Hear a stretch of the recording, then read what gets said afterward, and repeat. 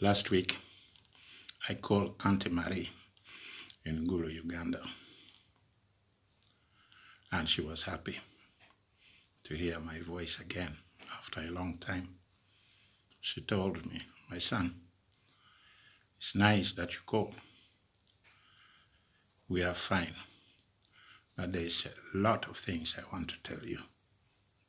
She said, "Listen, my grandson just came back home from the city a few days ago, and he told me that, Grandma, I now have my own business.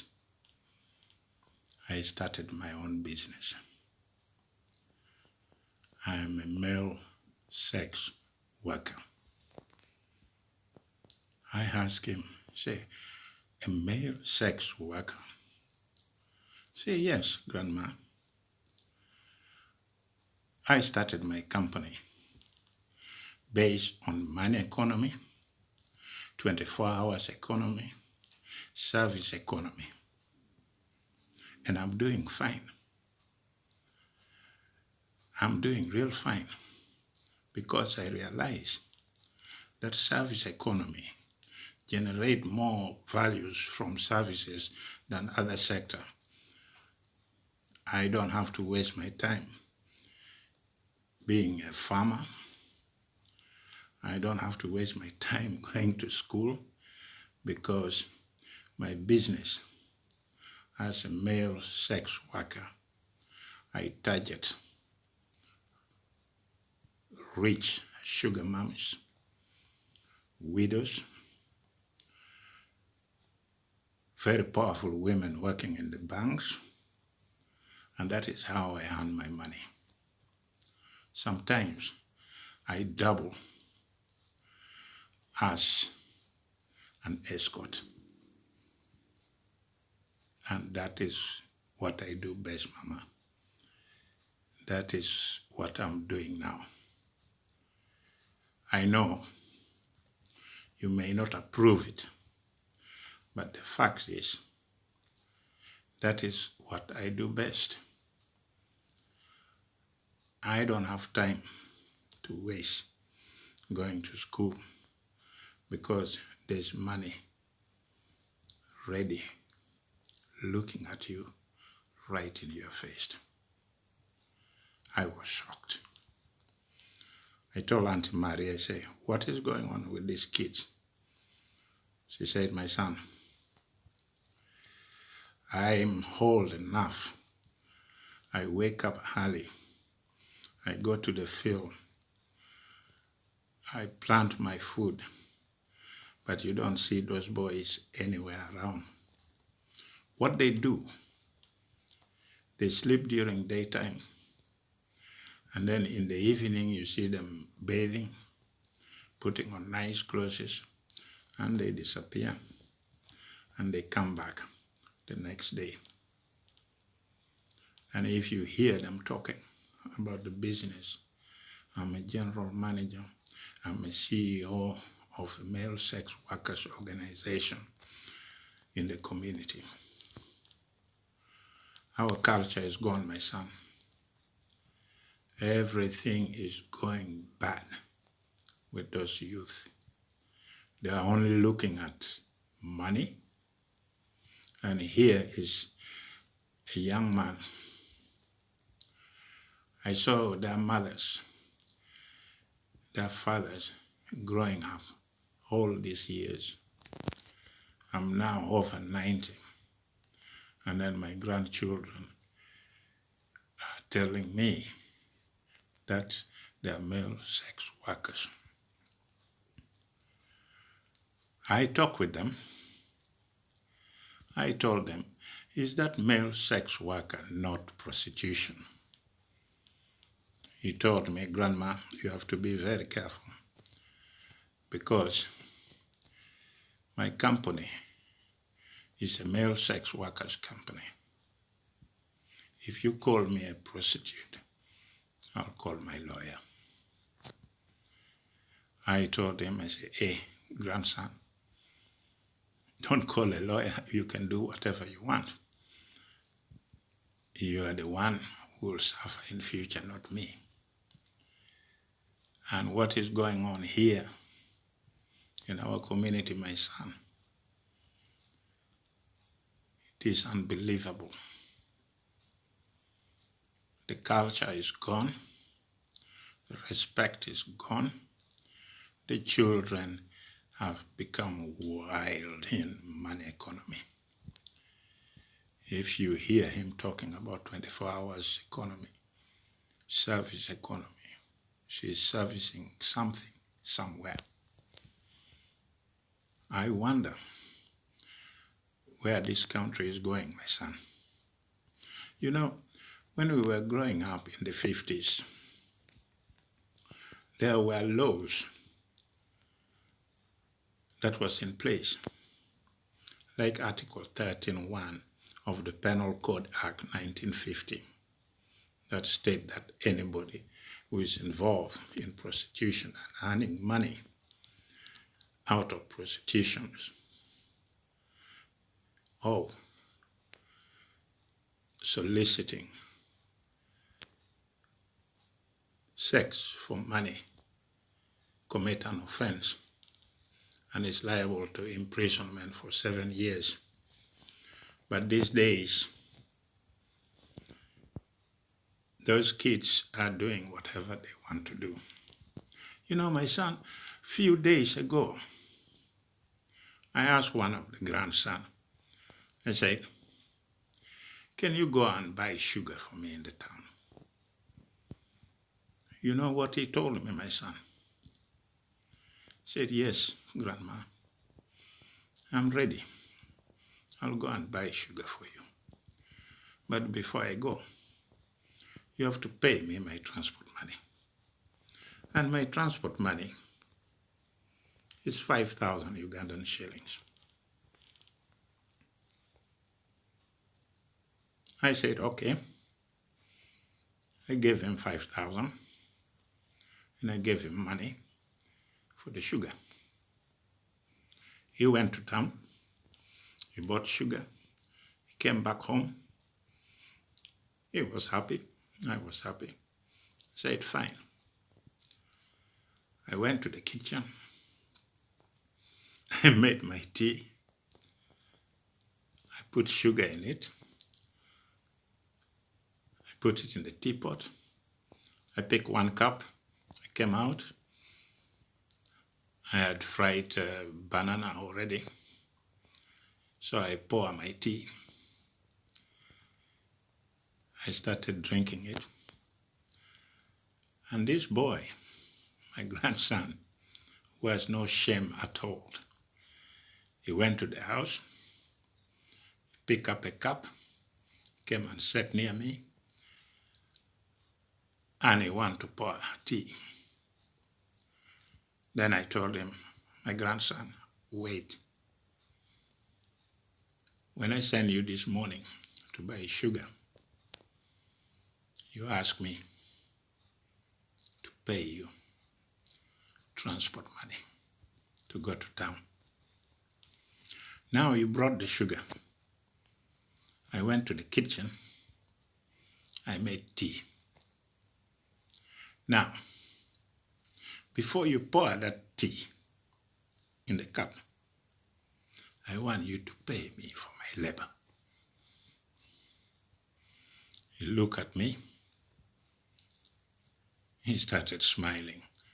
I told him, I said, my son, you can smile,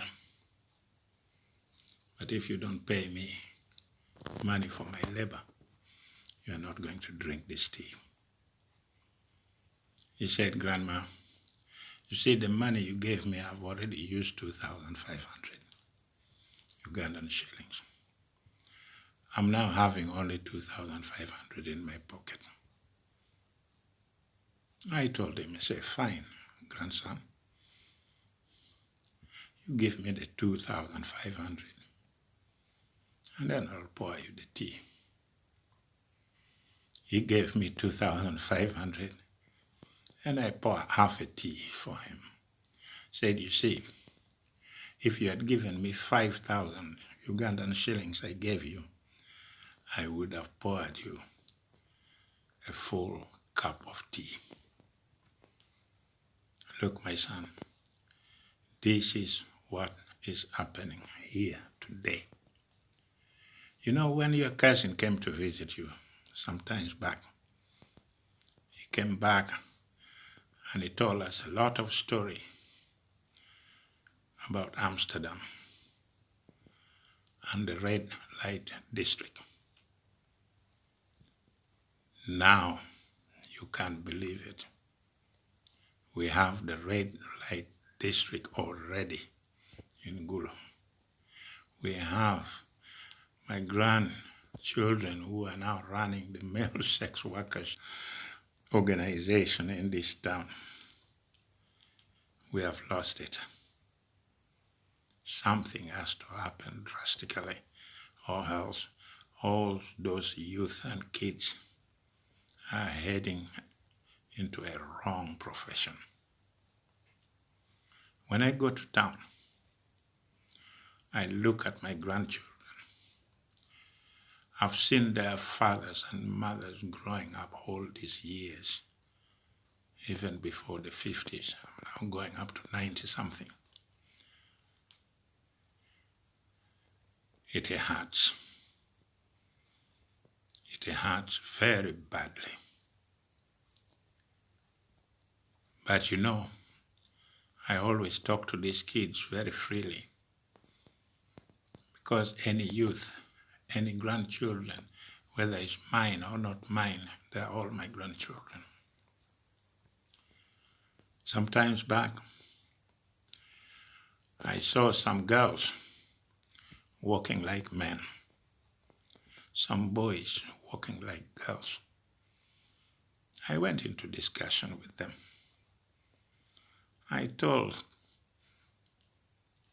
the boy, 𝙁𝙊𝙇𝙊𝙒, say, 𝙁𝙊𝙇𝙊𝙒, why do you walk like a woman? He told me, Grandma, I think I was born a woman in a man's body. And then I told him, say, 𝙁𝙊𝙇𝙊𝙒, are you sure? Say, yeah, Grandma, I'm sure. That's why I walk like a lady. And then I asked Balu, another granddaughter, say, why do you walk like a man? Said, Grandma, we, the girls, we, the ladies, have to take over. Because if you don't walk like a man, the man will abuse you. If you don't walk as a man, you are nobody. Then I told myself, my son, I said, what the hell is happening in this community? We have no respect for our culture anymore. We have no respect for the old people anymore. We have no respect for anybody. This money economy, this 24 hours economy, this service economy where these boys and girls are in has destroyed us completely. Has destroyed us completely. I don't know where they're going. I don't know what they're doing, but let me tell you, the red light district, the one you people have in Amsterdam, have arrived in 𝙁𝙊𝙇𝙊𝙒. I hope and pray that those kids will see the light and begin leading a normal life. If not, then we don't have a future. So when I heard the story from Auntie Marie, I was shocked. And she told me People are now divided into groups. You have the youth, you have the teenagers, you have the older youth who are over 25 years with 5 children, and they're still also calling themselves youth. We really need to redefine what are the norm and value of being a youth. Because if a child can tell you that, don't raise your voice, grandma, or I will call the police. Children right, they tell you. If you raise your hand, you're violating my human right. So human right, child right, eating right, dancing right, everybody has got a human right. So you cannot even teach your own children. You cannot even discipline your own children, because the moment you do it, they will say, I'll call a lawyer. So it seems as if, my son, this country is being ruled by law. Everybody is going to put a law for the teenagers. Everybody is going to put a law for widows. Everybody is going to put a law for old people. Everybody is going to create a law for the chicken and the cow and the goat. So where are we going with these laws? My son, tell me. You people, you're educated more than us. Tell me, where are we going with these laws? Everything is law. Eating is law. Going to the toilet is law. What is that? I told Auntie Marie, I say, you see, when you don't have a vision, when you keep copying things from those who have already done it years and years, they have reached already a certain level that they don't even know what they're doing, then you get yourself into trouble. Because we sit there, we create law. We sit here, we create law. Don't go to the toilet, soon you'll get a law about that. Don't drink water, soon you'll get a law about that.